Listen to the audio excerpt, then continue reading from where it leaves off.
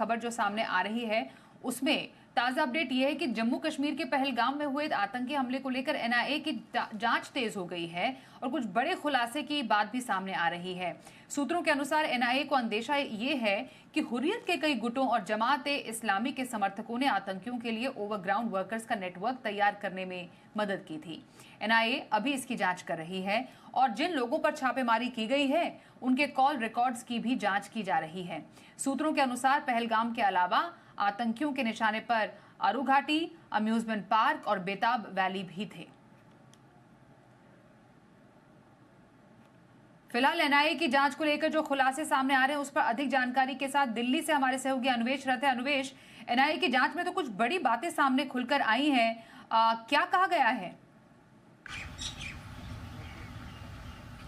जी देखिए स्वाति, आपने बिल्कुल सही कहा। एनआईए की जो जांच चल रही थी, पहलगाम अटैक जो इनोसेंट सिविलियंस मारे गए, जहां पे उस पर कई बड़ी बातें खुल के निकल के आई हैं। इसी के साथ साथ एनआईए की डीजी भी एनएसजी के डीजी भी आज कश्मीर पहुंचे हैं और इसी के साथ साथ इस इन्वेस्टिगेशन को भी तेज़ कर दिया गया है। इस हमारे सूत्रों के मुताबिक जो हमें खबर पता चली है वो ये है कि लगभग जो पहले 2500 ओवरग्राउंड वर्कर्स OGWs को पकड़ा गया था, अंडरग्राउंड ओवरग्राउंड वर्कर्स को, उनमें से अभी भी लगभग 186 OGWs अभी पुलिस हिरासत में हैं, जिनसे लगातार पूछताछ की जा रही है। इन्हीं पूछताछ के दौरान कई ऐसे बड़े खुलासे यहाँ पे सामने आए हैं।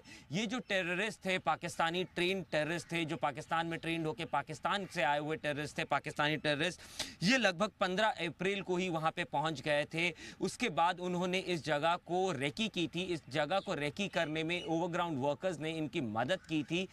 इसी के साथ साथ अभी भी इसके साथ साथ इन्होंने 2 और जगहों पे जो है वो रेकी किया था। वो उसमें से एक अम्यूजमेंट पार्क भी था जहां पे इन्होंने रेकी किया था। हालांकि सिक्योरिटी कंसर्न्स की वजह से या सिक्योरिटी बीफ अप की वजह से वहां पे वो लोग अटैक नहीं कर पाए थे और इसी वजह से उन्होंने पहलगाम में इस कायरतापूर्ण हादसे को अंजाम दिया। इसी के साथ साथ मैं आपको बता दूं कि करीब 20 ओवरग्राउंड वर्कर्स थे जो लगातार इन टेररिस्ट के संपर्क में थे और इसी के साथ साथ जो टेररिस्ट पाकिस्तान से आए थे उनके पास सैटेलाइट फ़ोन्स थे, जिससे वो अपने आकाओं से, पाकिस्तान में बैठे पाकिस्तानी आकाओं से लगातार संपर्क में थे और इस घटना को इन्होंने अंजाम दिया।